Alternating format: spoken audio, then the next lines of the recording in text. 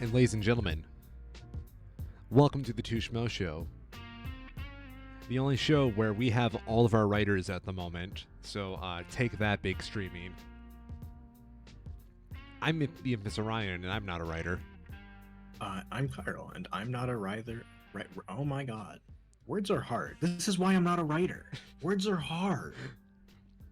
Truthfully, I'm technically a writer because my major in college was a writing major. But, oh well. Well, that's your problem. That is my problem. I have an identity crisis at the moment. This weekend, we both got to scab. Yeah. By accident. My apologies. Yeah.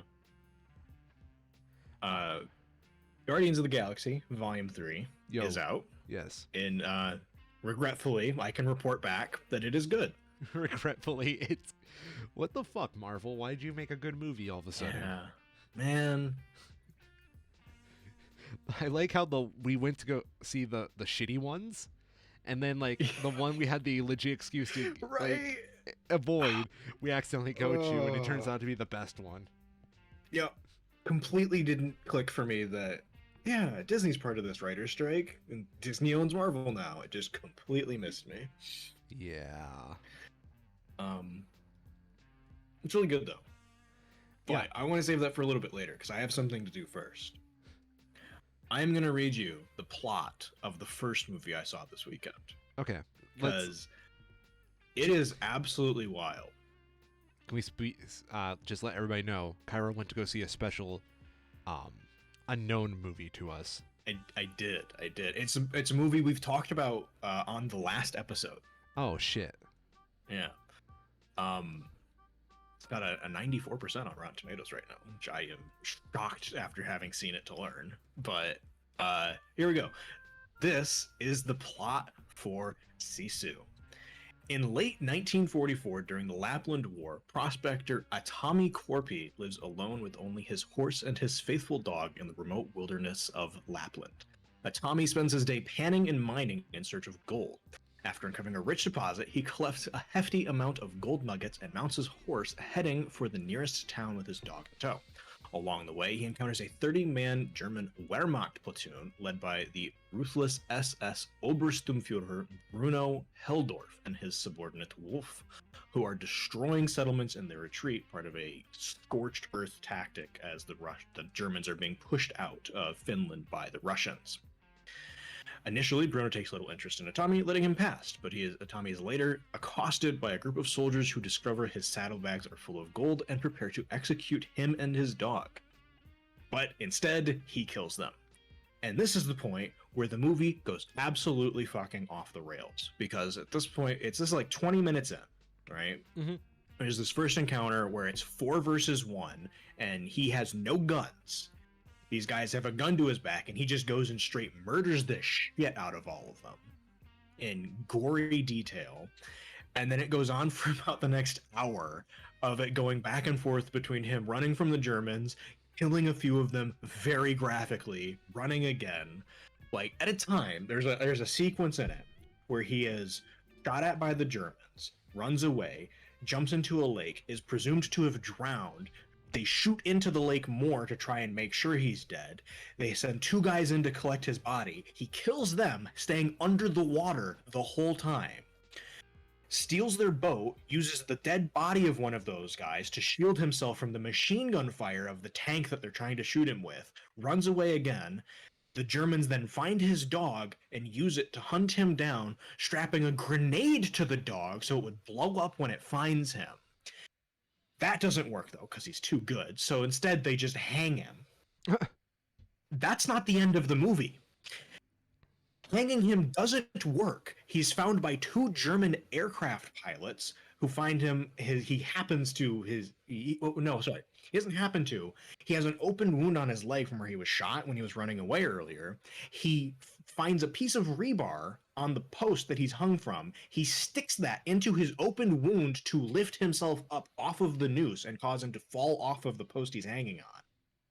Then the aircraft pilots find him. He kills them, takes their plane, crashes that plane in front of the road of the Germans from before, sneaks onto one of their cars, kills the Germans in there, finds that they have a group of Finnish women that they've kidnapped and have been presumably assaulting repeatedly, arms them, uses that to crash the rest of the German convoy. So now it's just the main guy in his tank.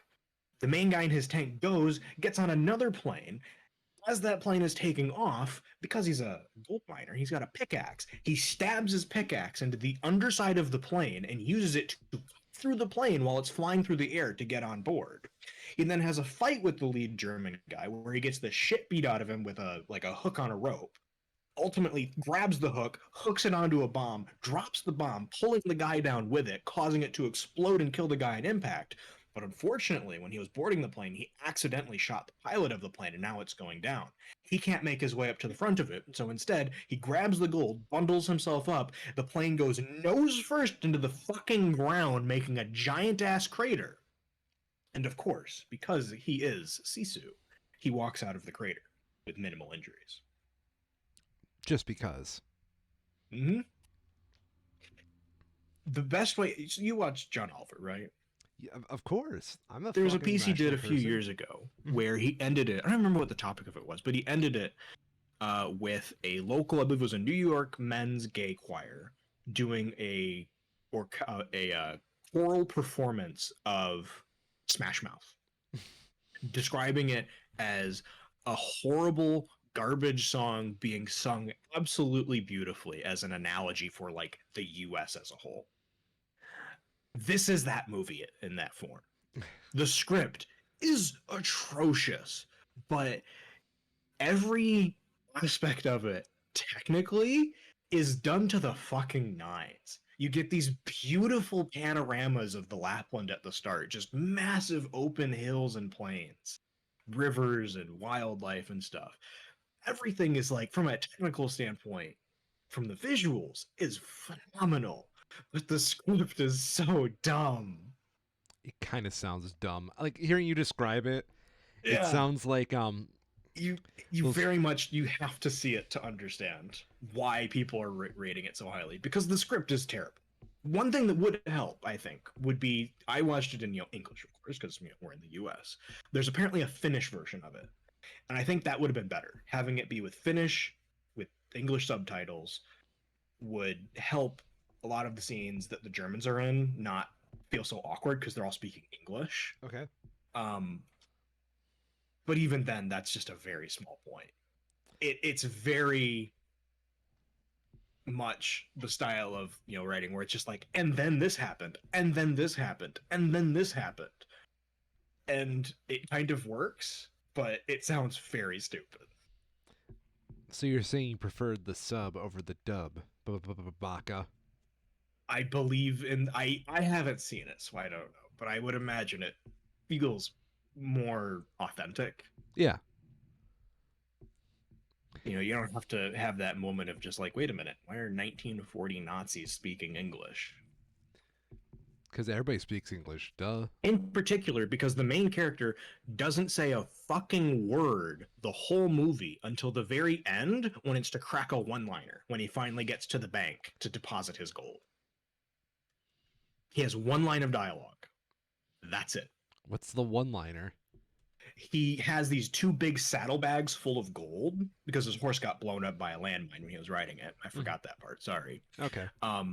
He's got these two big saddlebags full of gold that he's filthy, bloody, covered in blood, shit, and mud, and he stomps into this very fancy, clean bank. All the horrified business people part his way. He slaps his big gold bags onto the counter, and he says something like, "Could I get these in large bills, please? These are a bit heavy." Lame. Yeah. Where's the Seinfeld music? The It literally would have been script, better to end the that way. script and screenplay very much needed like three more passes, but clearly nobody really cared about that when they're actually making it, because they did a fantastic job with the visuals. It's like you have that one kid in the group project that knows what they're doing. Mm-hmm. Damn.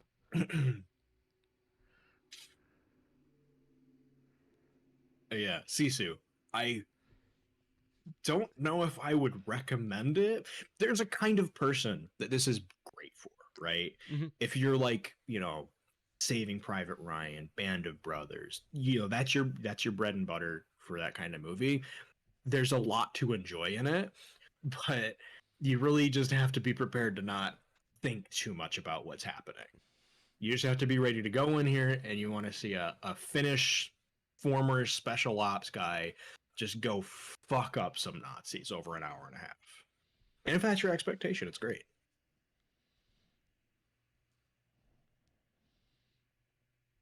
I'm uh I don't know.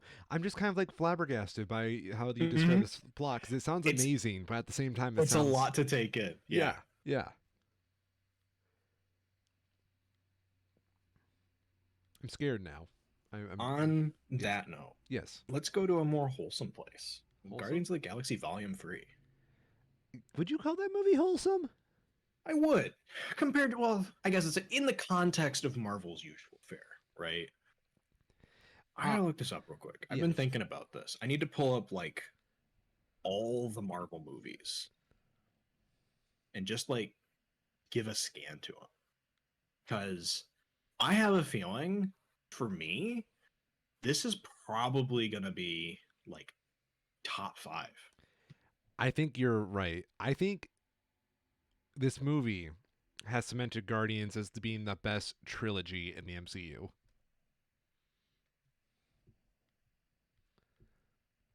Hmm. I still think the Captain America trilogy edges it out. It depends on what your thoughts on Volume 2 are. I am not very high on it, but I know a lot of people are. I liked Volume 2. I'm not saying it's Yeah. perfect. Um Right. Yeah. in my opinion, I don't like Guardians 1. Guardians 1, Interesting. yeah. Guardians 2 I like because there's an actual emotional through line. Mm-hmm. And that's what I liked a lot about Guardians 3 because Mm-hmm. it quite frankly is just more of Guardians 2. It's more Mm-hmm. refined Guardians 2. Interesting. I think Which that's a good way of putting it. in my opinion, this movie should not be as good as it is just because of Mm-hmm. all the development hell it went through. Yeah. Yeah. Poor James Gunn. Man, it smashes the Ant-Man trilogy so hard though. It's not even close. It's so weird. I forgot that Ant-Man is one of those figures Mm-hmm. that I can't even believe has a trilogy. Yeah. Yeah. Where is It's interesting. The Ant-Man and Guardians movies have been releasing one after the other, like within a year of each other, pretty consistently for all of them. That's strange. Because we had Guardians 1, August 2014, Ant-Man about a year later in July of 2015. There was Guardians 2 in May of 2017, Ant-Man and the Wasp was July of 2018, and then it flipped around for this one, where, Quantumania was earlier this year, and now we had Guardians Volume 3. Man, Ant-Man can't get a fucking break. Nope, not so much. The big thing that I took away from it, Yo, right, is that looking at everything following Endgame, I have to skim it, but I think without exception, I guess technically, I am not counting Spider-Man Far From Home because of how closely that released to Endgame. okay. Everything after that has had pretty large stakes involved with it. Or even like Black Widow has some pretty high stakes going on like an Earth planet where it's Black Widow fighting to take down this organization that's trying to control the Earth. You have Shang-Chi that's kind of the same vibe. Eternals where it's fucking ridiculous scales. No Way Home, kind of the same thing. The multiverse is unraveling. Let's fix it. Multiverse of Madness, kind of the same vibe where, you know, it's starting off in the early part of what these problems could be, but the eventual scale is very wide reaching. Yeah. And then we get to Guardians Volume 3, and it's just, we gotta save our friend. Any cost, we gotta save our friend.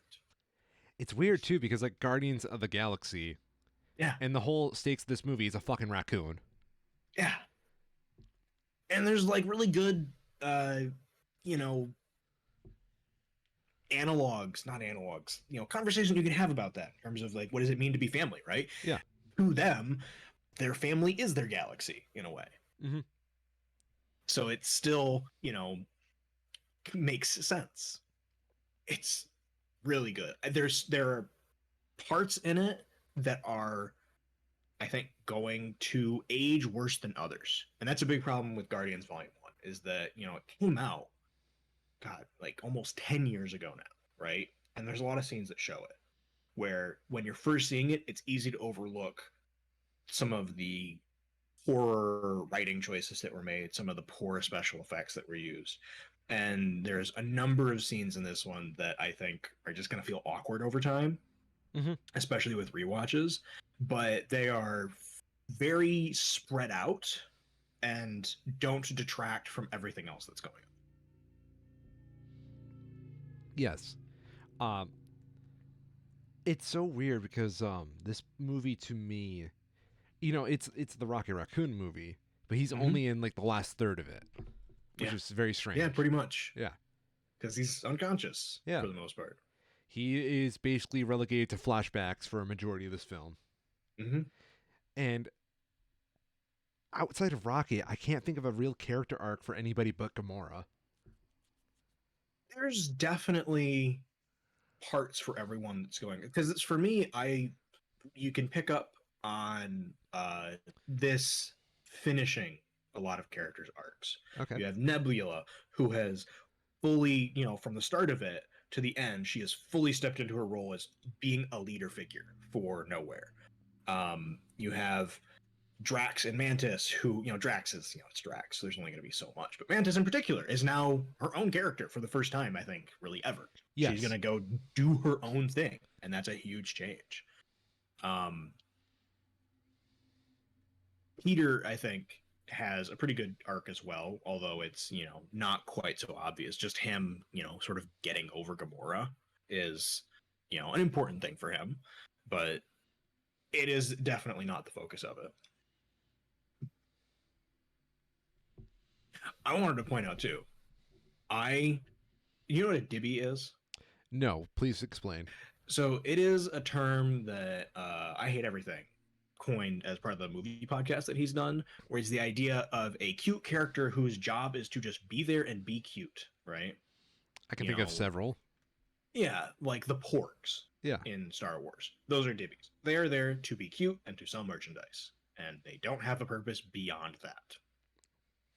Like Tom Holland. Kind of. He can be very dibby like.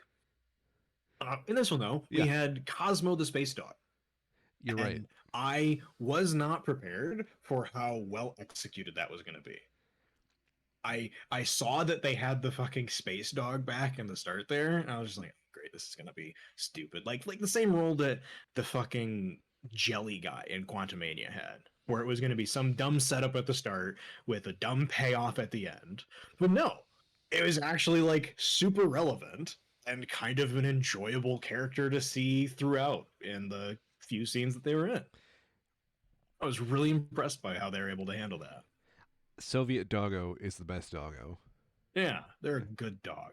That's a good communist. Mm-hmm. Is that dog confirmed to be a communist? I don't know. That's They a definitely don't think highly of the communists that shot them into space. yeah. Um, so I'm not sure, but they have, I guess, kept their accent. So maybe. Could be. It's also strange that a dog basically talking into a speaking spell would have an accent. Yeah, I guess if the Russians made the Shrieken spell, that could be. Good point. Good point. Good point. Um, Also, the dog has telekinetic powers for reasons. There's probably a comic that explains it, but I don't know it. Apparently they were in the holiday special, which is where they got introduced. Mm, I've not seen yeah, I haven't either. I did read about with uh regard to one of the post credit scenes. Apparently, it is a follow up from that holiday special. that. Although I will say, um, I Oh, was not God, into. no, I'm not going to say it. There's a character who is not listed in the cast list who has not been shown in the promotional materials for it. So I, of course, didn't know that they were in this. But there's a character played by a notable actor that I am not going to say because it was a surprise and it should stay a surprise. But I really enjoyed their appearance Oh, I know who you were talking about. I thought you were in the talking sort about. of like the first half. One of those security guys. Yeah, I thought you were Yeah, yeah. talking about Sylvester Stallone. I'm like, he's right there. No, no, Stallone is right there. I was skimming through the cast list, and it's probably on IMDb, but for the Rotten Tomatoes page, they are not listed, and they definitely weren't in any of the trailers. Yeah, That was a fun surprise because it just really does come kind of out of nowhere. It's just like, wait a minute, they got him for this? Hell yeah! he's in And such an it's not just insignificant role. Yeah, right, and it's not like how Matt Damon was in the Thor one, where it's just like literally two lines. He's in multiple scenes. So I was really happy with that. I'm a huge fan of him. So I guess that probably, if long term listeners were something that existed, that would probably give it away a bit who it is. But I don't really care. That was fun.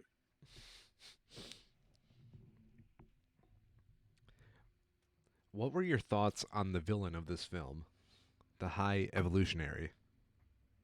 I liked how they weren't the focus for a lot of it. I the oh god, see if I can butcher this. Iwuji, who plays the High Evolutionary, did a phenomenal job, I think. Yeah, But if the High Evolutionary was in even like one more scene, I think it would have gotten really tired. he's They did a not. good job Yeah, in the first like two acts of it, kind of spacing out the appearances and keeping it relatively minimal. Having the focus in a lot of those scenes being on Rocket helps a lot, and having them just kind of also being there. Um, it was done well. I'm glad they didn't sort of overstep it. I could see it getting really overbearing really quick in another movie. In like Quantumania, I could see it being really overbearing. see, I want to compare and contrast these two because to me, they are the same character done way differently and better. Yeah. Yeah, because I am of the opinion they're not exactly the most in-depth character of the High Evolutionary. He's very Mm-hmm. shallow. He's Yep. got God complex. For sure. However, what I think they did very well with him is they kind of like built up how big his God complex is. So even though he has like only one thing, they still didn't like show off his full hand at first. I mean, Mm-hmm. everybody looks at this guy and they know what's going to happen, but there's also scenes where he can genuinely surprise you. Like Mm-hmm. there's the mutiny scene where all of his henchmen kind of like go up against him to get rid of him basically. And Mm-hmm. he's like, no. Yeah. Yeah, There's a really good mix of uh like Chekhov's guns and bait and switches throughout it. There's a ton of stuff that gets set up and previewed, and you can kind of tell, oh, they're going to come back to this later, but they change it up enough between what happens where that it still kind of keeps you on your toes, not knowing what's going to happen, right? correct. And a lot of it does revolve around the High Evolutionary, right? Like on his, his counter Earth planet, they show the problems that this perfect world is having, and you're just like sort of building up this idea of like, yeah, he's kind of a hypocrite here. His counter Earth is just as bad as real Earth, and you get to meet him, and he's just like, oh yeah, this place sucks. We're gonna blow it up in 5 minutes. Yeah. And then yeah, with his henchmen, they turn on him, and he just says no and fucks him up. No, Um, you. Yeah, like actually, I Reverse really Uno. liked. I didn't really realize until I was thinking back on it later. I really liked the setup with Rocket's gravity boots, Yes, I didn't even where realize he's. that was I happening. know, right? Yeah, It sets it up at the very start where he's just casually got his gravity boots and he's walking on upside down on the ceiling talking to Nebula, and then at the very end, because the High Evolutionary's whole thing is he has this gravity magic shit. Rocket flips his boots on and tells the High Evolutionary to go fuck himself. yeah. It was just like the perfect counter at the right time. Yeah, it was really good. Oh, where was I? I was about to have a thought that I wanted to elaborate more on, but I Hmm. forgot it. Um, I really liked that they took off his mask, the High Evolutionary's mask, and they actually Mm-hmm. showed his fucking melted face. Yeah, dude's face was fucked up. Hell yeah. No, this is like just a very solid movie. Like, Mm-hmm. I appreciate the High Evolutionary. He's like one of the better villains we've ever had. And he's not even that in depth. Yeah, and it's cool that they leave the door open for him to come back, Yeah. right? They don't kill him. He gets shipped off to some super jail, presumably. That's what I liked about him. My biggest fear is they were going to say he was a king. I know. I was kind of where I was like, oh, it definitely is a different actor, but it's the same hair. They're not going to do that, are they? And they did, thankfully. Well, what scared me was they had similar color schemes. Also true. Yeah, Yeah, a lot of purple. a lot of purple, but I don't mind that. I Oh, yes. um, the Adam character. Oh yeah, I'm Warlock. That was that was cool. That was fun. It came a bit out of nowhere, but I liked that through line of tying. It makes me appreciate some of the parts of Volume Two and how it ties into part three here.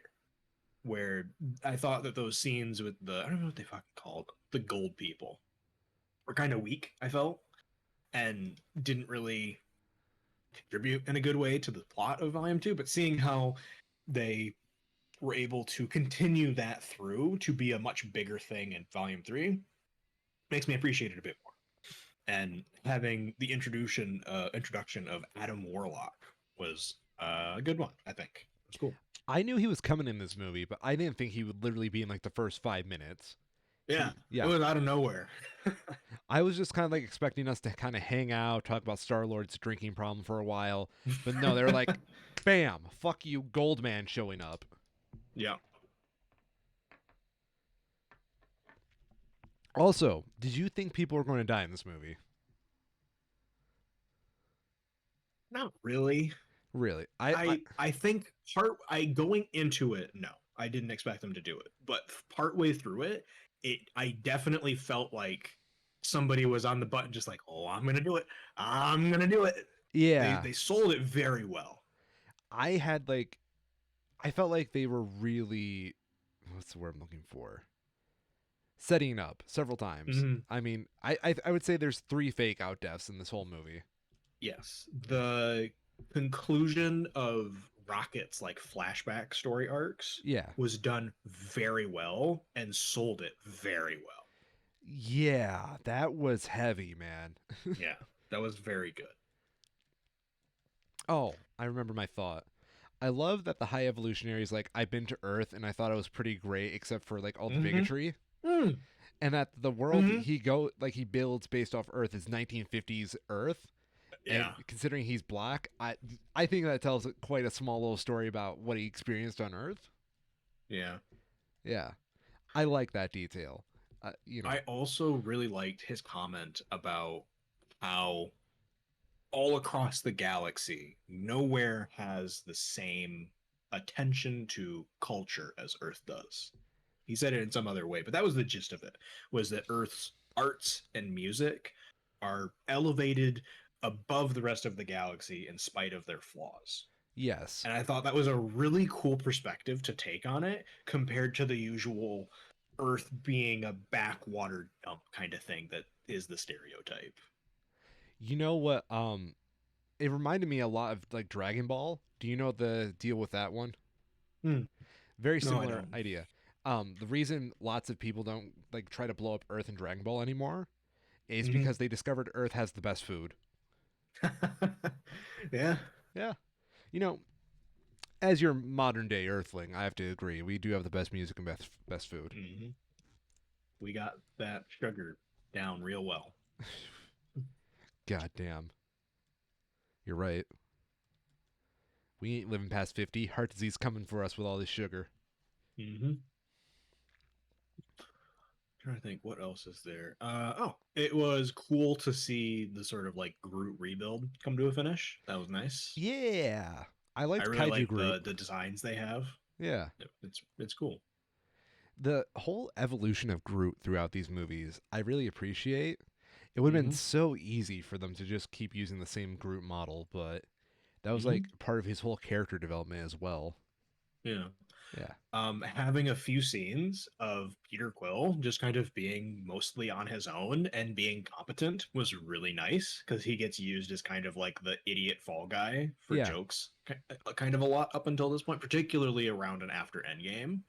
So that was really nice to see, just, letting him have some moments where he just goes off and kicks ass on his own. That was cool.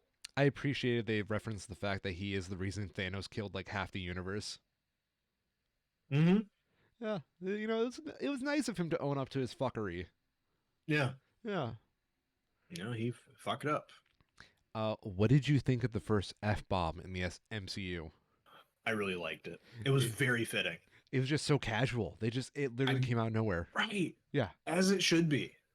I don't think we're going to start seeing any, Guardians Volume 4 isn't going to be R rated and we're not going to see more of them, but it was, if this is the step that it takes, it was a good step. That was just masterful. Hmm. Just open the fucking door. Ugh.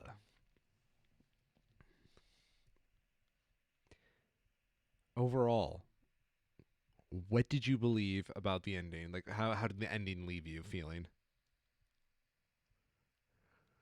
I'm a bit mixed. I have Mixed. very little interest in seeing, if a Guardians Volume 4 is to happen with the current cast, I'd be pretty lukewarm about it.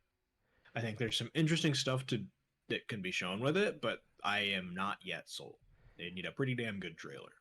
I don't think we should get a Guardians 4 as I much as I just I kind of think I like agree. the idea of seeing them in like a big ensemble movie. Like I can get down with these guys as like a side group in like the next Hmm. Avengers movie. But I don't think Having yeah. I would say having them in the next Avengers movie kind of fill the same role that they did in Infinity War, as just kind of being in the wrong place at the wrong time and getting roped into it very lightly, Yeah. just enough to sort of get a taste of what these, like, who the hell are these new people, right? Like there's a whole character we haven't even met yet Yeah. who's in this now. Just being able to have a chance to be exposed to them in a pretty low stakes environment would be good, I think. Somewhere where they are not the focus, they are supporting. Um, One thing that I did notice, because I was looking this up after, that's why I found out about the holiday special thing. Apparently, the God, what was it they called? The legendary Star Lord will return Yeah. is apparently very specific wording because the current comic run is the legendary Star Lord, and it's a solo thing for Peter Quill. Oh. So that implies that the next time we see Star Lord will be a solo movie just for him, potentially following similar plot points as the current comic run. I don't mind the idea of a solo Star-Lord movie. Mm-hmm. I don't know what they could do the storyline off of that would make the most sense though. Like would it I'm just not be sure either. yeah. They have a comic run that's apparently doing well for it, so they have something there. But yeah, I'm off the top of my head, I can't think of it either. Hmm. We'll just have to wait and see. Mm-hmm. Yep, definitely is a positive step here. By far, the best movie that we've had in you know Post I COVID? think personally, Yeah. no, I was gonna say I think this is my favorite Marvel movie since Infinity War. Damn. That's Like not bad Endgame, though. the last third of Endgame is really good, but the first two-thirds drags a bit. And I had a great time with this all the way through. It was just the right length. I think maybe a little long, but at just under 2.5 hours, it hit a good time frame. It didn't overstay its welcome. Can we talk about that amazing hallway scene? Oh yeah, The that was hallway scene. really good. I want to see. That's my hope for the Marvels is that we get more stuff like that. Just show me the characters doing their thing in a tightly choreographed, well animated sequence. Yeah. I don't need a big battle scene. I want to see them doing their thing. And I'm hopeful because they played the trailer for the Marvels, of course, at the start of this when I saw it. And it's the same trailer that's already been out there. It gives me hope that maybe they're not going to overdo it. I really want to have hope after this. I want to believe that this is the movie that gets everything back on track and the rest were just subject to Yeah, production hell. it is in the right step for sure. Yeah. Could you imagine what would happen if we didn't get James Gunn in this movie though? Oh man, I don't know. I wonder what. It's a good question, right? Yeah. James Gunn has some damn good prestige at this point. Between this and Suicide Squad, he's been batting 100. I really, really am excited for DC now that he's like taking over there. Mm-hmm. He has proven himself to me. Yeah, Yeah. they put their money with the right person. It seems so Yes. far. We'll have to see how much of the problems they have are just as well related to like corporate bullshit. Yeah. But if there's anybody that could make that work, James Gunn is up there.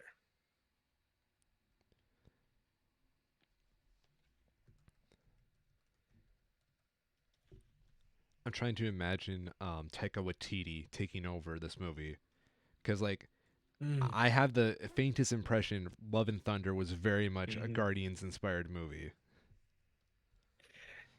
Yeah, I could see that. Yeah.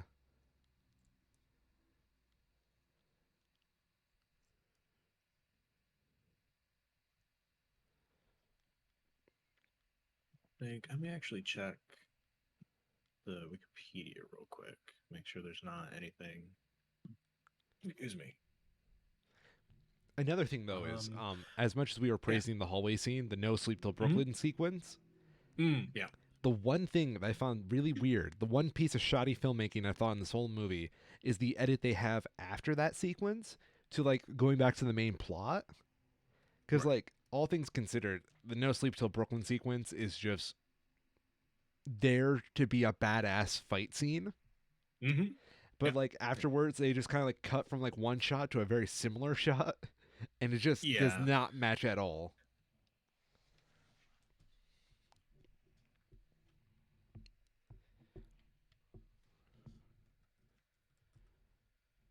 Uh, oh, I was a bit disappointed. I mean, it makes sense with the direction that they clearly want to take it. I thought it would have been very cool, and they're clearly kind of baiting it a bit at the end when Quill is, stuck in freezing to death in space. Mm-hmm. And Adam comes and saves him. They were clearly trying to tease, oh, is it going to be Gamora that saves him, like he did for Gamora, Yeah. right? Mm-hmm.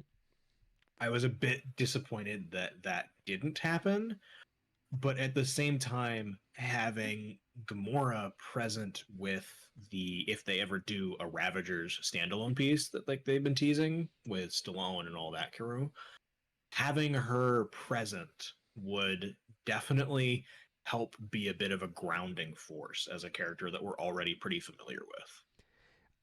I like that way of putting it. Um, Mm-hmm. Gamora felt like very much a different character than previous in this one, which I really appreciated. Mm-hmm. I wouldn't think of like the I don't know. My biggest fear in this movie when they said Gamora was coming back was that they were just going to kind of like reverse her back to what she was before Thanos. And I really Yeah. like that they kept the consequences of Infinity War in that, like not Mm-hmm. cheapening it. I agree. It they clearly have intention behind what they're doing. And that's the Yes, important thing, right? They are doing it with purpose. more purpose, please. Mm-hmm. Think that is about it. It's going to be pretty slow on Marvel stuff for a while. There's just for films. There is just the Marvels later this year. Now that they spaced them out a bit, and then it's Good. going to be a full year until the next Captain America. Really, there's nothing in between the Marvels and Captain America. No, there That it used to be because Marvels and Captain America were a lot closer together, but they spaced it out a lot. I think they're going to have to do that with a lot of the later stuff too, just to kind of keep the pacing in a way that makes sense. mhm. But yeah, Guardians to Captain America is pretty much exactly a full year, and it's just That's Marvels in weird. between. Good for them, though. I Yeah, was kind of sick of these like constant excuses like to yeah. put out a movie, Phase 4 was too much too quickly. especially when you They factor in the were TV shows. they were clearly playing catch up from COVID because there's a literal 2 year gap between Far From Home and Black Widow, and then in the span of a year, not even a year, 6 months. Is that right? No, this is in. That must be a typo. But we had in July, Black Widow in July, Shang-Chi in September, Eternals in November, Spider-Man in December, right? Yeah. That's 4 movies in 6 months.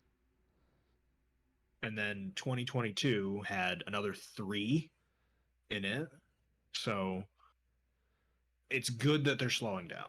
I would hope, it's going back more to the pacing that they had before COVID, where they were doing like about 2 movies a year, maybe three if there's an exception. And it worked well. It was a good pacing that wasn't at all overwhelming for, the more casual viewers that just want to see the movies. So they're going to ramp up TV stuff to sort of fill it in now that they have that as an option. But uh, for the films, it's a welcome change back to how it used to be. I appreciate that we're kind of like correcting back to, well, it's a little too early to say it, but Yeah, I'm hopeful that they continue with this trend. yeah. Fuck. Who was the Disney exec that was over all this? Because like, Uh, yeah, which they have the same name, and it's the one that just left. I know what you mean, though. yeah, the one of the Bobs, Bob Chadwick, I think. Um, Yes. fuck that guy. Like seriously, with how much he was pushing for them to like have like no overhead and just push out those movies, Mm-hmm. I'm really hoping that Bob Iger like just makes everything calm down a bit. Which Yeah. Bob Iger still fuck him, but at least he's doing something I agree with. Yeah. Across multiple industries, they're definitely starting to ease off a bit. There was some things I saw with regard to Magic the Gathering that talked about the same idea, where we're coming off of, we're officially, the World Health Organization said it, we are post COVID now. Woo! Um, Things in entertainment are going to slow down as a result. And they are expecting Q3 year over year profits to be down for the first time in like years because things are going to slow down. People are going to have tighter finances as we're going into this bit of a like sort of recession kind of. It's not by definition a recession, but a slowed period of growth, a dramatically slowed period of growth. There's going to be less disposable income to go around. Yeah, I've noticed it as well. Like just kind of looking, like working in like a financial job. Mm-hmm. Like the, and here's like a thing I really fucking hate with our economy. Every business is like if you don't grow, you fail. Yeah. And there's only so many resources to go around. And then there's like this great anxiety when COVID. It was like, how do we grow? What the fuck? We're gonna die. You took away our only food. Now we're gonna starve. Fucking Yeah. mean. Yeah. And now that we're post COVID, I'm very curious to see how shitty things are going to get now that we can hit the brakes a little bit. Mm-hmm.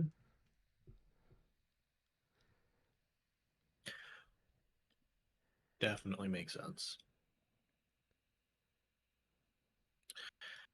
In other movie releases over the last, like pretty much just this weekend, there's two big ones. Well, this one, no, we'll just talk about the one. Uh, oh, excuse me. Last week we missed it, and it's doing surprisingly well. Very overwhelmingly positive reviews. The film adaptation of Are You There, God? It's Me, Margaret. Now, Currently sitting at a 99% hot critic damn. score. That's pretty good. Mm-hmm. Did you ever read much Judy Blume as a kid? I don't know. Not especially. So when I was a I know kid, oh, I sorry, would say I know I've read some, but not in particular. when I was a kid, my mother bought me a copy of A Tale of a Fourth Grade Nothing. Mm-hmm. Um, and I think we read that like a week after she got that for me in like my actual class as um like one of those mandatory reading things you do like as a group. Mm-hmm. Yeah. So I had my copy, and then I had like a copy the school approved me to read for that group. So I never really Mm. read my physical copy that much because that I had to read it for school. So why not? I'm gonna read something else while I'm at home and whatnot. And I had my copy forever. And one day I don't know what was going through my little fucking fourth grade head because I was like fourth grade when this happened. Um, you remember how your books have like copyright and like those blank pages at the very beginning to kind of like pace out like the binding and whatnot? Yep. Yeah, I decided I would go ape shit with some scissors and cut out anything that wasn't related to the story and all those copyright notices. Hmm. And I don't know if you know this, but it's really hard to fucking cut a piece of paper out of like binding. And I ended up Yep. like super destroying that book. It was like the only book I've Mm. ever accidentally destroyed like that. Yeah. And I still feel bad. Every time I think of like Fudge or Tales of Fourth Grade Nothing, I'm just thinking, oh fuck, that book is like shredded.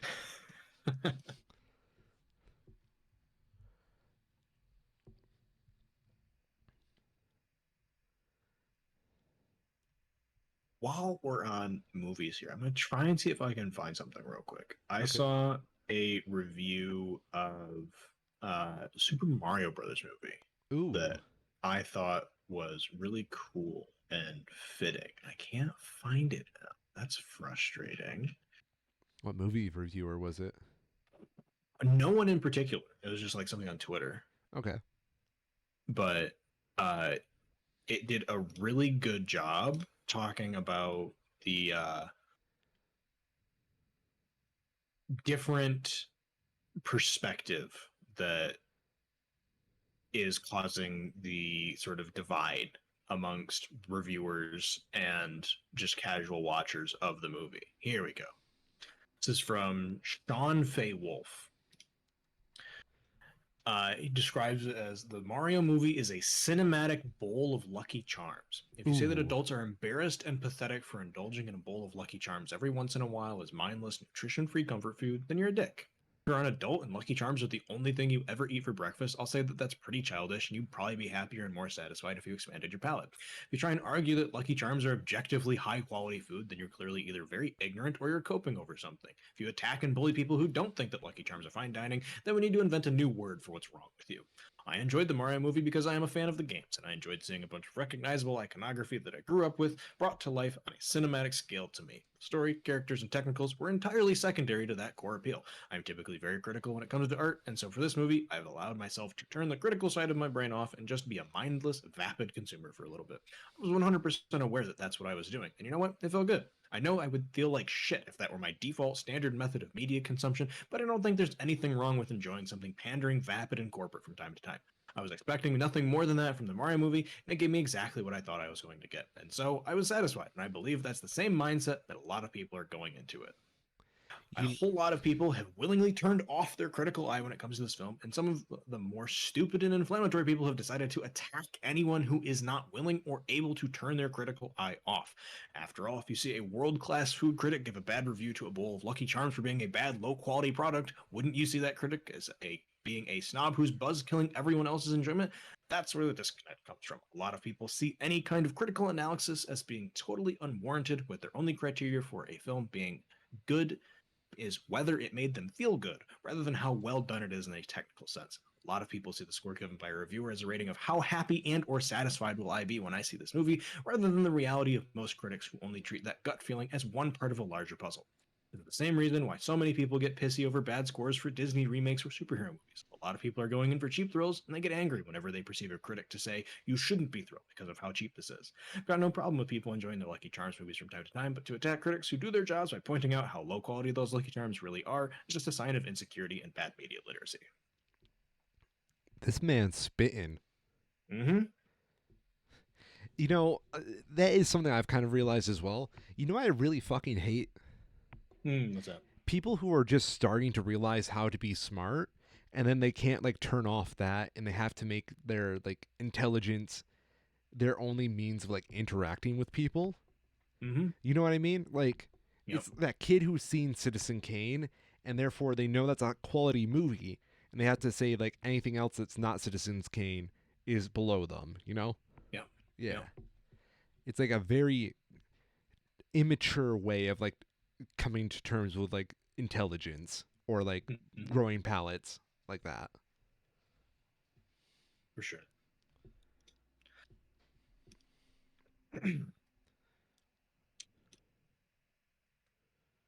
with that in mind, let's let me see if I can pull something up about it.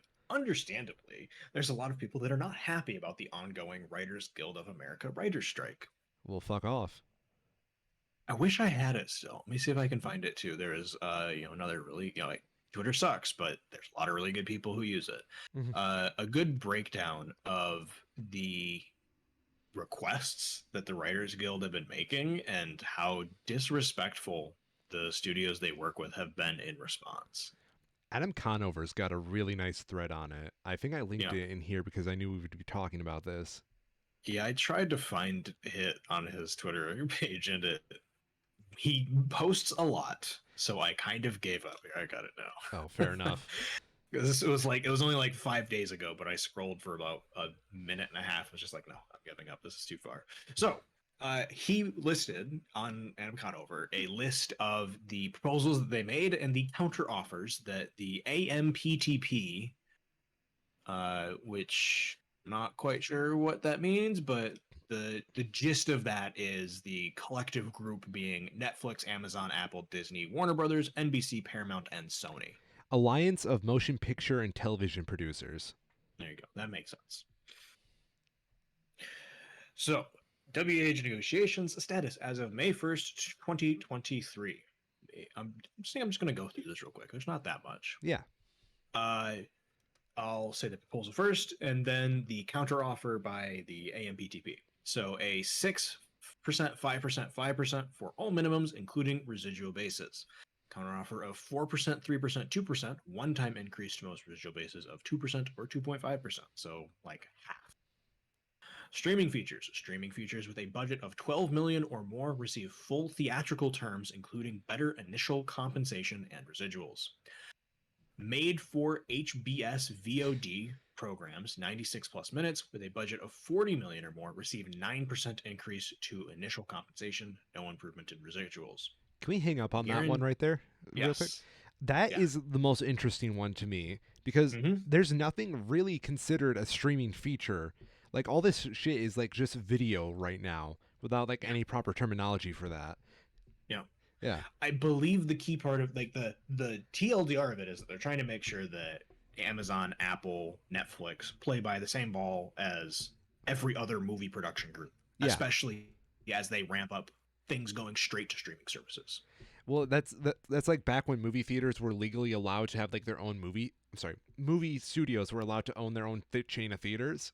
Mm-hmm. It's shit Yep. like this happened. This is like a repeat of history, which I think is it's cool from a history nerd's perspective, but it's also really fucking scary because there's a reason why those are outlawed. You can go on. They have a thing here about a guaranteed second step, saying to require a second step if hired for a screenplay for less than 250% of minimum. Proposal was rejected, countered by offering meetings to educate creative executives and producers about screenwriters' free work concerns. The gist of Jesus. this being that they're trying to make sure that people aren't being exploited by being forced to work without fair compensation. Yes.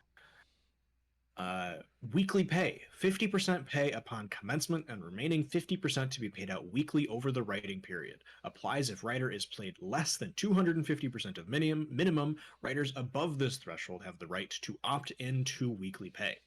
Rejected our proposal, refused to make a counter. Of course. They have established minimums for streaming, extend television Appendix A terms to high budget shows made for streaming video on demand, including weekly minimums, 13-week guarantees, and residuals based on aggregate. Counter of Appendix A weeklies apply only to high budget comedy variety programs made for streaming video on demand. Budget break is $700,000 for 30-minute show, 1.15 million for 60. No aggregate or 13-week guarantees would apply, and writers can be employed on a daily rate basis. That is That bullshit. is terrifying. Writers should not be made gig workers for streaming services. And I like how they specify it to be comedy or variety programs only when the Yep. we all know the most fucking streamed shows are the dramas, which Yep. are ironically Absolutely. the shows that need the most writing. Mm-hmm. Yeah. That is unacceptable. For episodic television, they have a category they say preserving the writer's room. Pre-greenlight room, minimum staff of 6 writers, including 4 writer-producers. Post-greenlight room, 1 writer per episode up to 6 episodes, then 1 additional writer required for each 2 episodes after 6, up to a maximum of 12. For example, 8 episodes would require 7 writers, including 4 writer-producers. 10 episodes would require 8 writers, including 5 writer-producers. Rejected proposal, refused to make counter. Because how dare you not do all the work by yourself for a large Mhm. project? Duration of employment. Pre-greenlight rooms. Minimum staff guaranteed of at least 10 consecutive weeks of work. Post-greenlight room. Writers on staff must get at least 3 weeks per episode up to a maximum of 52 weeks. Half of the minimum staff must be employed through production. 1 writer must be employed through post. Rejected proposal, refused to make counter. That is also very stupid. Mm-hmm. Yeah, so both of those are making sure that people aren't overworked and that people aren't being forced into shitty situations where they aren't able to get enough work. So you don't have to constantly hop between projects. Yeah, And they're both rejected because, of course, they were. because they want to turn writing into a gig economy. Yep, they very much do. And it Yeah. becomes much clearer in the second page. Yeah. We have TV weeklies. Increase weekly rates of staff writers and story editors, executive story editors by 5%, or sorry, by 6%, 5%, 5%. Establish new writer-producer tier with weekly rate 25% above story editor, executive story editor. Counteroffer, increase weekly rates of staff writers and story editors, executive story editors by 4%, 3%, 2%. Establish new writer-producer tier with weekly rate 2 to 7% above, depending on term of employment. So they asked for 25, were offered 2. That seems reasonable. Maybe these guys aren't that bad. Yeah. Pre-greenlight room compensation. Pre-greenlight room weekly services paid at 25% premium. Premium applies whenever writers are hired before a series or season order, including in between season. Counter offer of 5% premium for development room weekly service. Premium applies only when 3 or more writers, including teams, are hired for 10 or fewer weeks before a season 1 of a series. Important to note, the WGA made a proposal to require a minimum of 6 writers for the pre-greenlight rooms that they turned down. So that would ensure that even this pitiful minimum is met, and they couldn't even guarantee that. Minimums in post-production. MBA weekly minimums during post. Rejected, refused to make counter. That's really dumb. Yep. Streaming. Foreign streaming residuals. New high-budget streaming video on demand residual based on streaming services foreign subscriber count, countered with residual based on foreign subscriber count for largest global streaming services. Paramount Plus and Max continue to pay a lower license fee based residual. I like how they're already addressing to HBO Max as Max. Yep. Then they have details listing the number of foreign subs and the foreign payment percent of residual base. This is where it gets pretty slimy too. So the WGA has a proposal for the less than 20 million. The pay percent is 50%, so Yep. $6,673. Going through that, they go 20 to 45, 75%, 45 to 75, 100%, and more than 75, 150%. AMPTP offered, in comparison, for productions of less than 1 million, an 8% residual. 1 to 5, 16, 5 to 20, 35, 20 to 45, 40, so that's 35% less. And for anything more than 45 million, only 60. Wow. Dollar amounts are for a 1-hour episode for the first year of use. Viewership-based streaming residuals. Establish a viewership-based residual in addition to existing fixed residual to reward programs with greater viewership. Require transparency regarding program views. Rejected our proposal. Refused to make counter. This is what I don't understand. Sorry, go on. Mm-hmm. No, please. Yeah. This is antithetical to quality in streaming because it sets up a reward system for writers to actually do their damn jobs instead of just putting out shit for you to put on your streaming service. You know, pay us a little bit more, give us a little bit more of the pie, we'll make you a better pie. As we see in a few lines here, they do not care about the quality of the pie, just that it gets made. Yeah, that's very obvious with a lot of streaming services. Yep. Yeah. I also think that the requiring transparency regarding program views is interesting because yeah, that's something that most people they don't publish Most because YouTube, they're shitty. yeah, YouTube does better job than most of them. Yeah. Yeah. Oh yeah.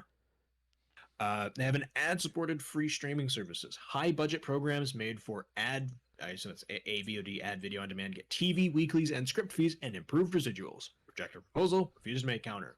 Pension and health teams. Each member of a team gets pension and health contributions as if they were writing as an individual. Rejected proposal. Refuses to make counter. And this is the big one. Artificial intelligence. Mm-hmm. Regulate use of artificial intelligence on MBA covered projects. AI can't write or rewrite literary material, can't be used as source material, and MBA covered material can't be used to train AI. Rejected our proposal, countered by offering annual meetings to discuss advancements in technology. No, here's why you How, gotta do all the editing on our shitty yeah, AI. yeah, Yeah, just such a pathetic. I can't even think of the right word. It's denigrating. What an insulting response. Offer annual meetings to discuss advancements in technology. it's really shitty because like you can see that all they want is to use an AI to write it and then have like a gig Mm-hmm. writer come in and then just rework the script into something people might enjoy. Yeah. Yeah, it's very much they're getting ready to farm out this shit. Mm-hmm. Tentative agreements, script fees for staff writers. Staff writers receive script fees on top of their weeklies. Span, increase span cap from $400 to $500,000. Basic cable remain at $375. Extend spend protection to writers on limited series. Options and exclusivity, increase earning caps from 325 to 350. Pilot and backup script premium for HBSVOD, 150% pilot premium and 115% backup script premium apply to programs made for HBSVOD. Pension and health diversion, WGDA, option to divert 0.5% of negotiated minimums increased to pension or health fund. Broadcast reruns allow one additional free promotional run for new made for broadcast series. Cost. WGA proposals would gain raters approximately 429 million per year. AMPTP's offer is approximately 86 million per year, 48% of which is from the increased minimums. Well, that's me. You're probably wondering how we got here. Mm-hmm. Really good commentary in addition to this that was put out there by Adam Conover. He's been doing great work, just sort of, being out on the ground with these strikes, being a vocal person to field interviews and stuff, to Yes. let the people who are striking just focus on striking. He's been doing a huge media circuit helping to get their message out there.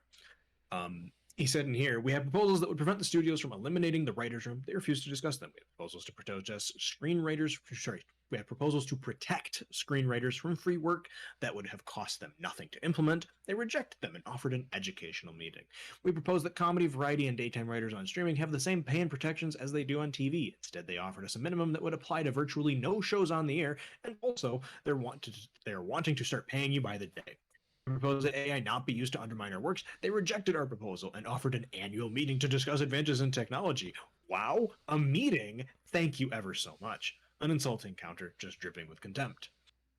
We brought writers desperate stories of not being able to make a living in this business anymore to the AMPTP, and that was their response. The pattern is obvious. The proposals that they refuse to engage with are the ones that would protect the writers the most. They would protect us from being turned into gig workers they pay by the day. We are fighting for nothing less than the survival of writing as a viable career. So we are going on strike. We remind them that while our work has made them rich, without us, they're nothing. It's going to be hard, but we're going to win because we're going to stand together, be honest with each other, and fight for each other. And when we do that, we win.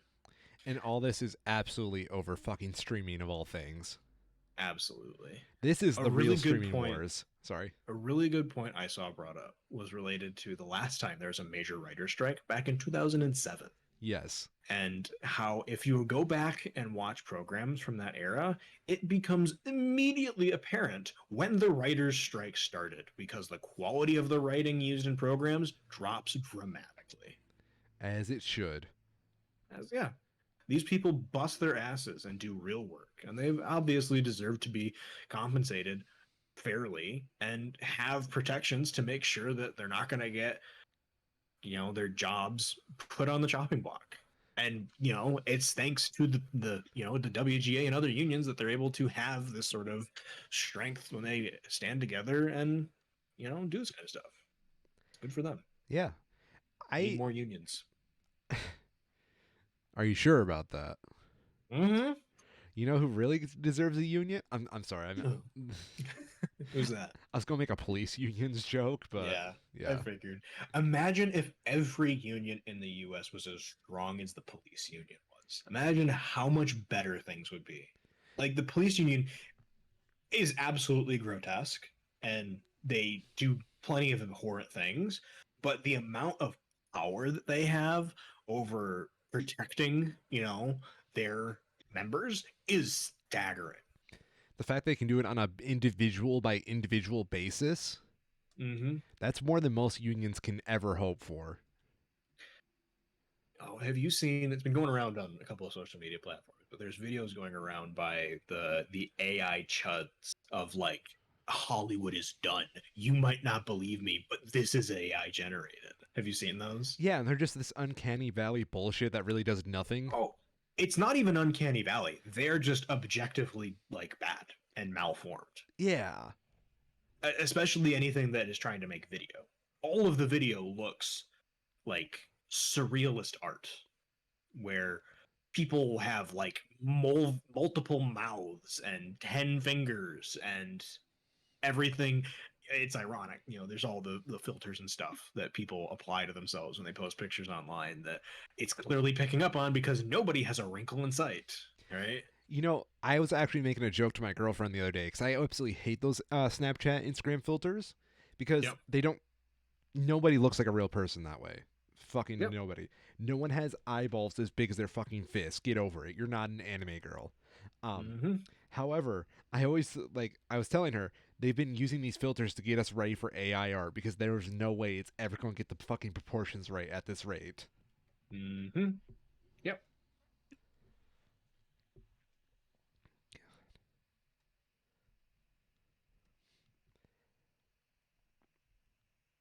I'm actually at this point where I kind of like see like their terms of what the Writers Guild wants and my own feelings about streaming because let's face it, I feel like streaming in its purest form, like and as a vessel for capitalism and making profits, only Mm-hmm. benefits like major companies if they don't make new content but they keep housing old content.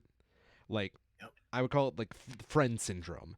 There's a Mm-hmm. million fucking episodes of Friends, right? Mm-hmm. And they only it only is valuable because it's a lot of content.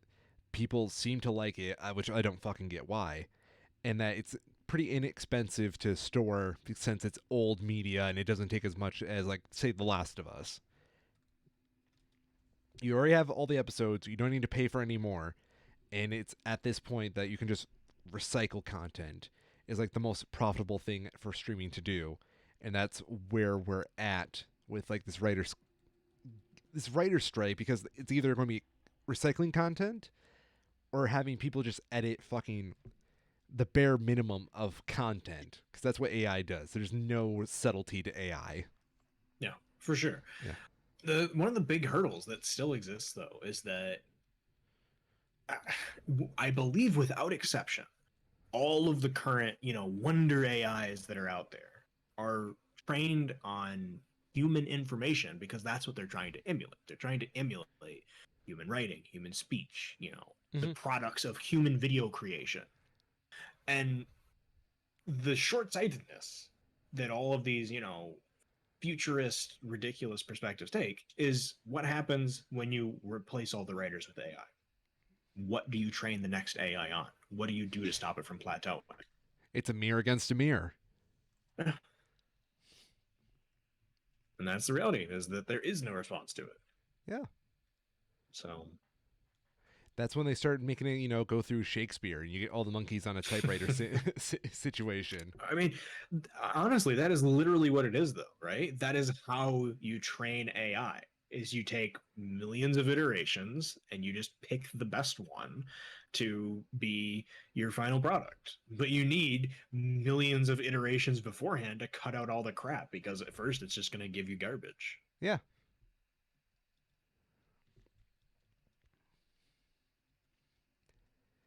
I wonder, honestly, when we'll start seeing like AI in other like entertainment media stuff Mm-hmm. like when are we going to get fucking AI generated JRPG.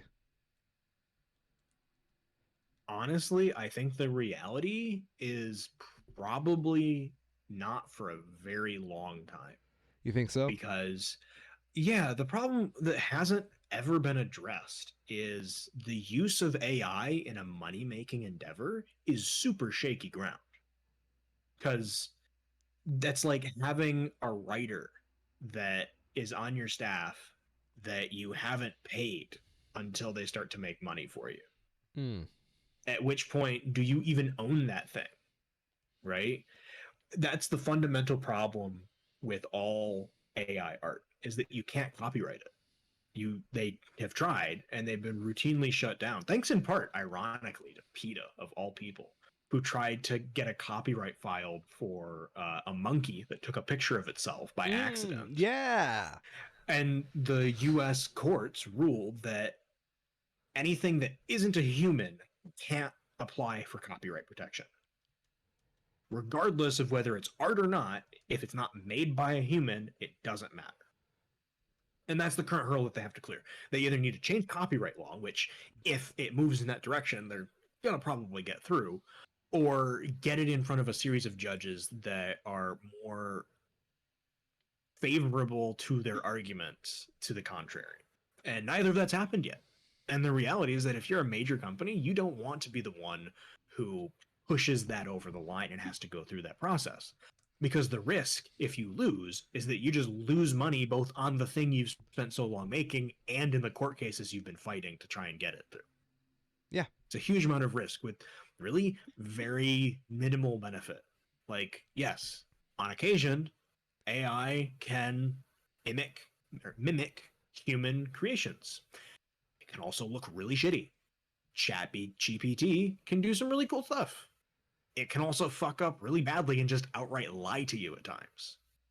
So there's a lot of cool things, but in terms of like implementing it as like the final product, it's just nowhere near there yet.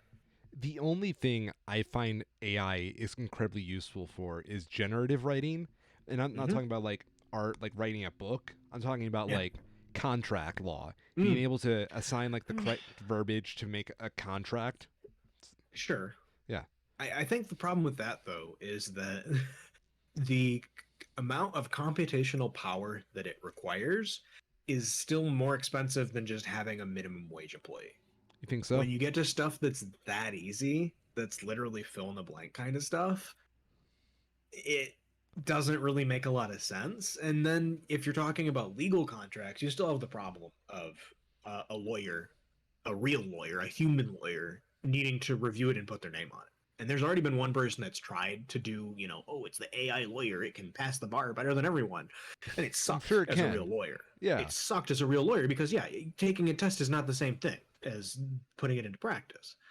So at a certain point, that might happen. But, you know, the crux of the problem with a lot of the AI discussion is the sort of intersection of, what does it mean to think, right? Even if you have a general purpose AI, it is still, say only, but it's the same idea as like what people do. It is only taking inputs, filtering them through a complicated algorithm that's been refined and worked on for years, and spitting out an answer, right? Hmm. It is not able to weigh and measure levers in ways that it's not programmed to. It can't, it can get better at things over time, but the scope of what it can actually expand on is very limited and ultimately still requires people to be the ones to do that. Like, imagine if you have an AI lawyer, right? They're the Hmm. best that there is. And then they go and they pass a sweeping new law change. And the response is that your lawyer now doesn't work. It's going to try to apply the old law because that's what it was trained on. So to get a new one, you have to train a new lawyer bot on the new law entirely, or it's just going to lie to you. Imagine one thing that I've seen a lot of people talk about, right, is the use of something like ChatGPT, a large language model, to work as like a customer support intermediary to replace like a call tree, right? And I think that that is probably going to be something that happens a lot quicker than we think. And I also think that there's going to be a problem where at a certain point, someone's generative AI is going to tell someone the wrong thing confidently, and they're going to get sued because they fucked up and they told them wrong information. Yeah. So there's a lot of risks involved that just haven't been addressed yet. And realistically, aren't in the scope of things that can be addressed. Not yet, at least. Like at a certain point, just like work on genetic engineering, right? Yeah. Make smarter people. It's like a cool parlor trick. And like what you Mm-hmm. mentioned earlier with it, the contract law and whatnot, I do agree that's probably a better point is to just have someone else Mm-hmm. do it because you at least you Right. eliminate a lot of vicarious liability. I guess that's a better way of Mm-hmm. putting it. Mm-hmm. Like here's another way to think about it, right? It becomes a paradox where if something is as good as a human, should it not also have the same protections as a human? Yeah. And all these companies that would seek to use AI to replace humans are going to say no because they want to do it as cost cutting. But that is fundamentally the, you know, that's how we get Skynet, right? Oh You start boy. treating your AI things that can think like people like shit. And we've seen how poorly that goes every time we've tried it with actual people. I don't think it's going to go any better now that their skin is made of metal and their brains are connected to the internet. Could AI actually think like a human though? That's something I would like to propose to you. I mean, that's always the question, right? Yeah. Currently, there is not a good answer for that. It hasn't been demonstrated. Right? I think that's the best way that we can put it. Is that not right now? But I it's very easy to imagine something in the future that could. I'm of the opinion that I don't think it's possible. And I only say that because I've been reading on psychology lately, Mm-hmm. and I think that any programmer, any kind of like computer engineer, software engineer, anybody who would like write a fucking program to have an AI think like a human would Mm-hmm. knowingly get a lot of the intricacies and little fidgets that we have in our little monkey brains, our little Sure. lizard man brains, not part of a code or like a program Mm-hmm. because it's just bad programming. Um, Mm-hmm. say what you will For sure. about these meat sacks we're in. We have so many like contradictions and what's the word I'm looking for? Fallacies that make Oh us yeah. human and make us able to do like creative things because of our own Mm-hmm. like little flaws. And I don't think a programmer would willingly put that into a program, and that might just be the secret sauce to make something logically think like a human. I don't think anything AI could do could really replace that, you know, creative aspect of the human brain, and that would always keep it Mm-hmm. away from a human. I don't disagree Yeah, that an idealized human could not be reached. I think that's true. That you're never going to get an ideal human. But I also think we often vastly overestimate what the average human is. Because human intelligence and empathy and creativity is a very wide range. you're And right. I don't think you would say someone is not human just because they lack creativity. It's it's complicated. It's hard. It is hard. It's a lot of It's very ethical, hard. philosophical questions. I think I don't disagree that we're gonna hit a ceiling at some point, and we can spread out along that ceiling, but that ceiling is gonna exist somewhere. Yes. The thing I do think though that we can get technology to a point where we can confidently, not perfectly, but confidently emulate a human. Not necessarily all humans, not necessarily an idealized, version of what a human should be, but I do think we will be able to represent what an individual is in a digital form You think so? at some point. eventually. Not even necessarily soon, but like, think like toddler levels, right? Yeah. Very fundamental amounts of, you know, taking problems and using problem solving and having experiences. Very foundational things are within reach. And from there, who knows, right? I guess I would think of it like, do you think Yeah. we could have an AI that could accurately represent a crow or an Whew. octopus, right? It's a hard question.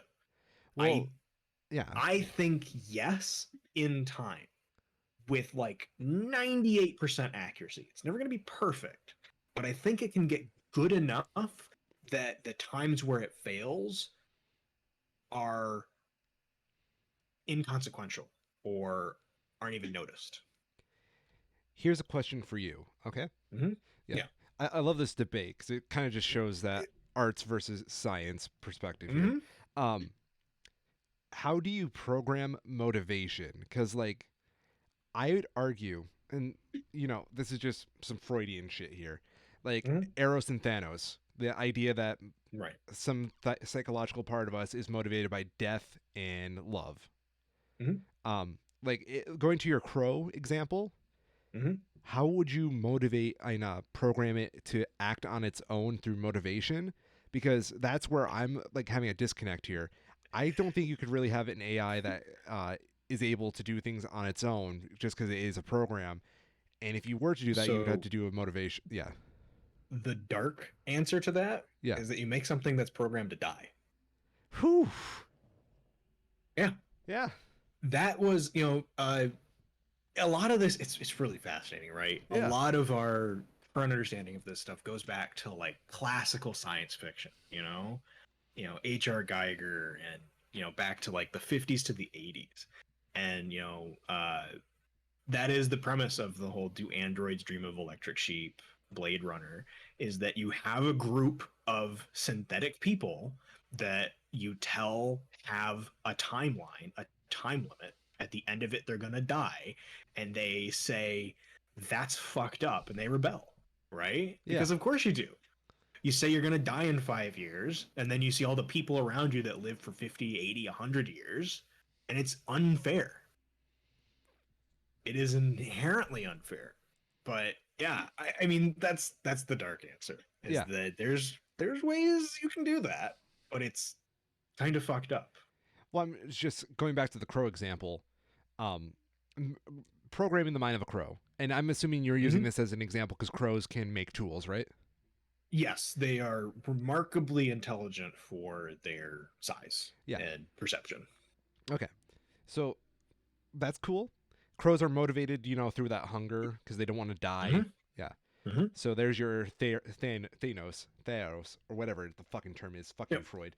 Um, what makes an AI want to build off itself to make tools or something like that? Because like the way I would interpret an AI to be able to like make tools is to code its own programs to extend itself. Mm-hmm. For Which sure. I hate the idea of that, by the way, Same. because that's how you It's get the whole internet infected scary. with ransomware. Yeah, it's a very scary prospect. Yeah.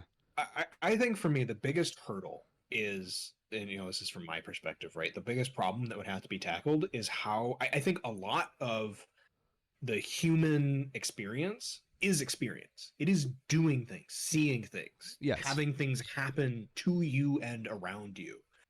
And we are not yet at a point, and that's the big problem with these machine learning algorithms, right? They are algorithms that can give the facade of learning, right? But they ultimately can't. They can't experience in a way that translates into growth. Well, another thing is like, assuming they could, right? Mm-hmm. A, Which is a big assumption, but yeah, yes. a machine only has so much memory because like Oh yeah. for our example, let's Well, say they have like a terabyte of mm-hmm. memory for these Sure. experiences to log onto that they can use to build their tools and to extend themselves. Yeah. Why the fuck? I mean, how the fuck does it choose to allocate that memory when that terabyte is full? The because great question. yes, And it's very timely, right? I've been yeah, seeing a lot of memes about this where there's a meme going around about core memory unlock kind of thing, right? hmm How do we do it? We don't remember everything, mostly. There are some people who get damn close, but most people don't remember everything that happened to them with every detail, right? yep. Boring days happen. You don't hold on to them. Um, I think it's the same way, right? It's very intricate, you know, Like I would and have to think complex. the AI would have to compress each memory down into like smaller and smaller chunks, kind of like how we misremember details. Yeah, Yeah, that's probably. it would have to keep That's a good encoding. analogy. Yeah, but and this is where And then eventually you get dementia in the form of artifacting. yeah, exactly. There you go, dude. Yeah. Eventually it gets to the point where everything just like am of the opinion that an AI that has like a set amount of like random not, I'm bad term there. Just random memory. Hmm. I almost said random Hmm. access memory. Um, Yeah. if it keeps compressing itself down, eventually the experiences that lead into other experiences are going to get compressed to a point where they're not associatable with each other. Hmm. Also, how does it log an experience? Does it like have a point A like here we are at 3:45 p.m. and this moment ends at Yeah. 3:46 p.m. or does it keep going Those are indefinitely? good questions. Yeah. I think that those are excellent questions, and I think gets to the fundamental problem once you try to get to the level of accurately representing a human in silicon, Yeah. is that it doesn't make sense to. You can't either you can't do it because of restrictions on time, or you can do it, but it just doesn't make sense to do it in the way that we're not already, right? hmm Like just have people have children and educate them and have them grow into people. You know, you'd be basically doing the same thing with artificial intelligence, and from a research perspective, from an understanding, the human nature itself, there's value to be gained there, but it doesn't, I don't think it can ever translate into profit like these companies want. Yeah. Actually, I think you solved it with that like little analogy on learning from your parents' Mm-hmm. experiences. Like the AI would have to dump itself and then just keep Yeah. like one or two core aspects to bring to a new iteration of itself. Yep. Um, Like imagine, right? Imagine you go up to Henry Ford and you yeah, say, I've got this great new assembly line. It's only yeah. one problem. It's got to sleep. They tell you to fuck off. I love that. It, That's that's good. antithesis to the goal that they're trying to achieve. They Yeah, don't want AI, they just want free writers. And right now, they see a fancy new name and they think maybe it'll get them there. you're right. You're very, very right. Damn. Capitalism is a bitch. Yeah, capitalism sucks. Late stage capitalism, like we're in, definitely. Yes. Yeah. As time is interesting, I think we're going to see a really interesting swing here that has not started with our generation, but is going to become very apparent very quickly. For a long time, at least in American politics, there's a trend where as people get older, they get more and more conservative, Yeah. right? And we're starting to see it already, but that isn't happening anymore, or at least not to the same scale that it did. Where Gen Z and millennials are getting to the point where historically, when you look at statistics, they should start to be voting for more conservatively, and they're just not. I do notice that, and I have my own Yeah. theory on that, right?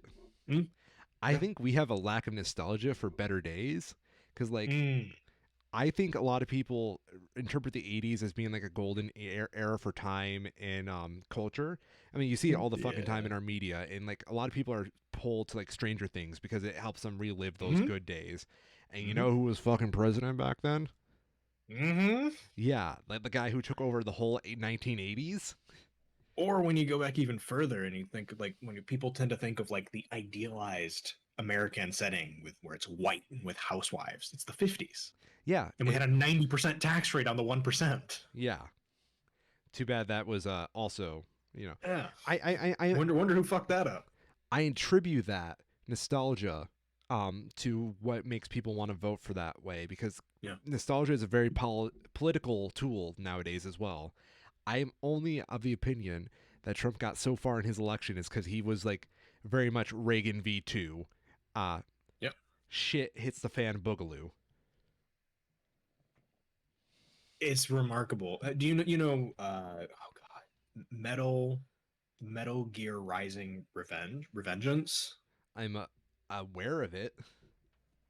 uh video game from 2013 on damn Xbox 360 that kind of flew under the radar at the time because compared to, a lot of the other Metal Gear games, it didn't really land the same way. It takes place with new characters in a very different setting with very different systems and stuff. Okay. But it is remarkable how well it has aged with its references to like memes and the internet and Twitter. Um, there's a YouTuber I follow who's called Maxor that has some like abridged views of it, and it's amazing because his stuff is very shitposty and very surreal at times. But as he's going through and playing like cutscenes from it, there's a lot of times where you legitimately can't tell what he's had his friends dub over and re-edited to be shitposty and what's just actually from the game. Like one of the main villains genuinely goes on a monologue about memes in 2013, and it holds up to this day.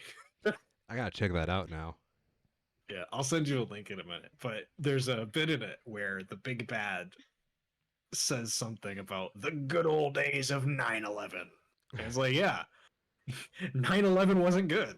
That's what our memory goes back to when you think of the good old days. It's like, oh yeah, this sucks. Yeah, I am convinced it's that indifferent interpretation of nostalgia that causes like a generational gap that is the result of that. Yeah. Like reverse conservatism, as you were saying. Mm-hmm. Do you remember like when 9/11 first happened? I remember where I was, Yeah, but I yeah, exact details are, fuzzy because I was 4. yeah, we were a generation. This is where people believe like the split between Gen Z and millennials are. If you're Yeah. old enough to like have a reaction to 9/11, we Yeah. yeah, we were I think that's kids. good. I remember that something happened, but I didn't really have a reaction at the time. Yeah, I only I knew things remember were bad, but I didn't know why or what actually happened, what went on. I was in like a preschool at the time, Mm-hmm. and I remember there was a teacher freaking out because it happened, and Yep. we got picked up early, which I was like, Yep. Yep. yeah, Same. yeah. That was a big giveaway for me too. For me, I also remember later that night, my grandmother, who my dad and I were living with at the time, and my dad just Mm-hmm. like having this huge conversation about it, and I was in the room with them for whatever fucking reason, and Mm-hmm. I was just chilling, doing my own thing, and I just remember them talking so seriously. It was like the first time I ever heard them talk that way. Yeah. Yeah. Big thing for me. My mom worked at the time for a retirement management Okay. group Yeah. who had phone lines in other parts of the building that tied directly to the World Trade Center. So in her building, there were people who were talking to people in the World Trade Center at the time that it happened. No Right. fucking way. So Yeah. they were like up to the fucking minute when something when it happened. And I remember because this is a time when she was working a lot. She was working a lot of late nights. So I was at daycare at the time, and it was like 11 ish, Yeah. So it's like just after I think we had like a snack or something, and everybody's supposed to be like getting ready for like a nap kind of thing.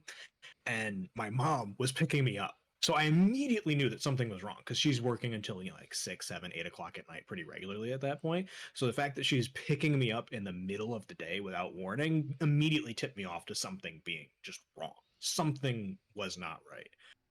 And everything after that's kind of a bit of a blur, but I also really distinctly remember, the TV was just on constantly. Mm.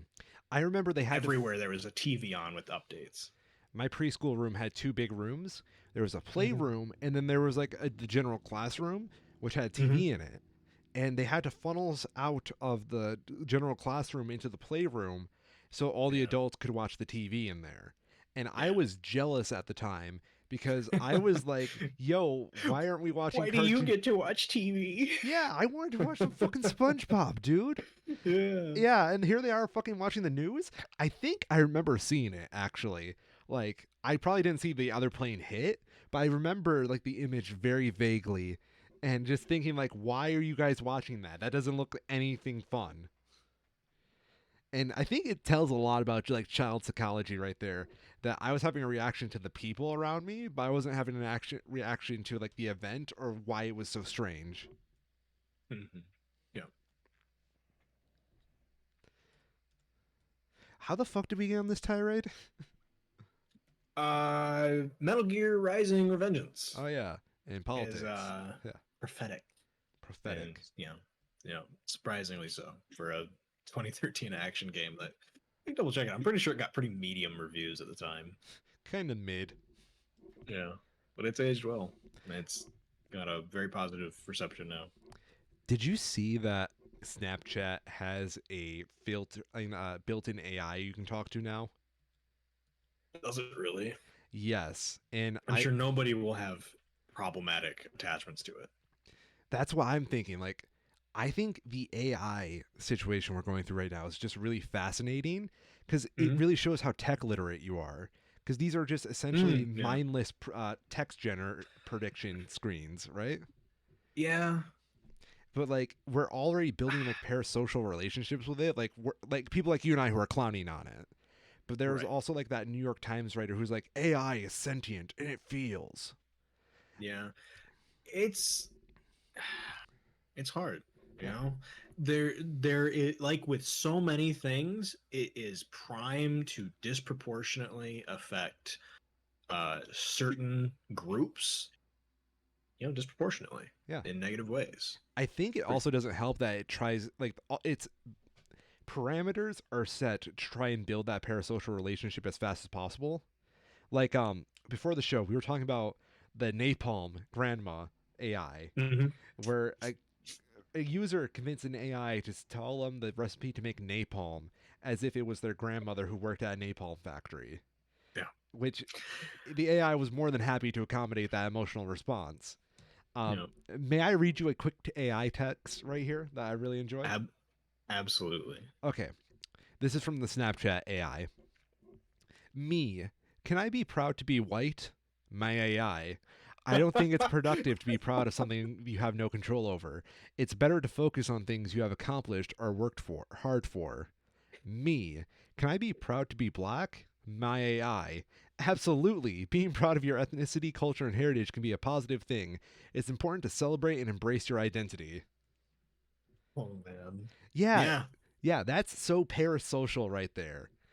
That is, well, I was going to actually take it a different way. That is a fundamental problem that all AIs have had since the very start, is that if so like going back, right? Yeah. One thing that AI has been used for a lot is facial recognition. Hmm. Facial recognition AIs typically have problem when it comes to people who aren't white. Oh my god, like that John Oliver report that just happened last week about Absolutely. the government app that is out right now, ladies and gentlemen, that won't read your Hmm. fucking face if you are too dark. Yep. Or to a much more insidious degree, when you have AIs, out on like street posts, Yeah. scanning everybody, assessing if they're a risk, they'll by default assume a black face is more of a risk of committing a crime than a white one. Thanks racism for, propelling all these crime Yeah. reports towards African Americans. Yeah.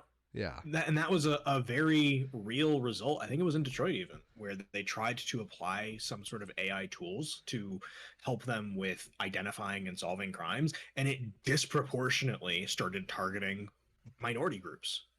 It's Minority Report, emphasis on the minority.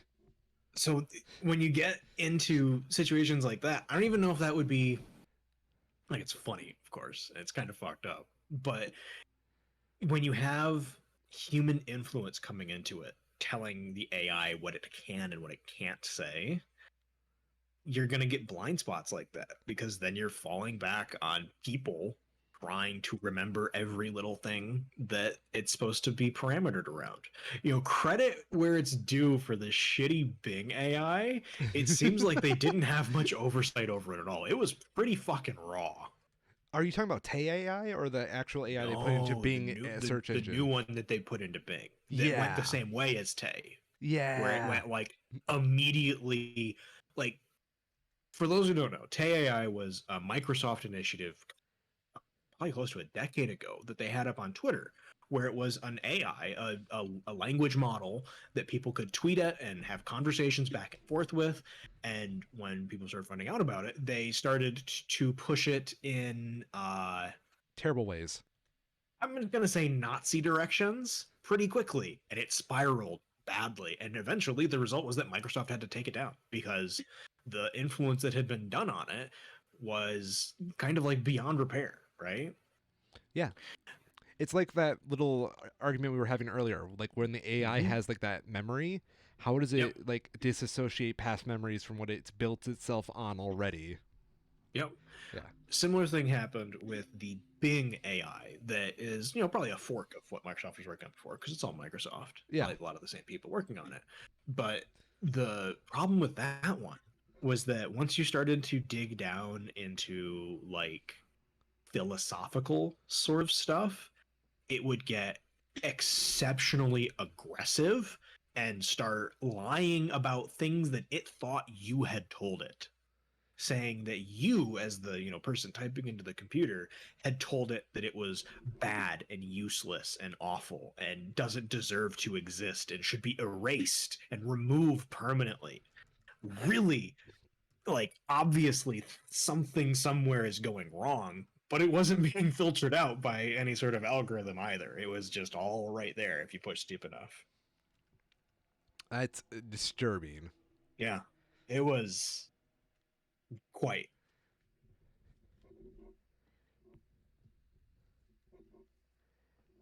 I don't even understand how they're making profits off these things at this point. They just shove it in stuff just for the feature. I mean, I understand Mhm. shareholders are probably happy to see it, and that's what's driving up stock prices. But like, that's not very profitable. Like 3 updates down the line. Yeah. You remember Cleverbot? Oh yeah. Yeah, that was a fun one.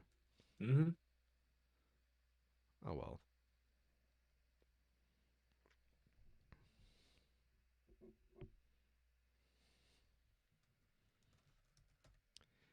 Thing. That's about all I I was about to have. say, I did not expect us to go on such a hard AI road. Yeah. Either way, my name's the infamous Orion, and I've been in AI all this time. You all just haven't noticed. My name is Chiral, and beep boop beep boop. 1001001010101111110.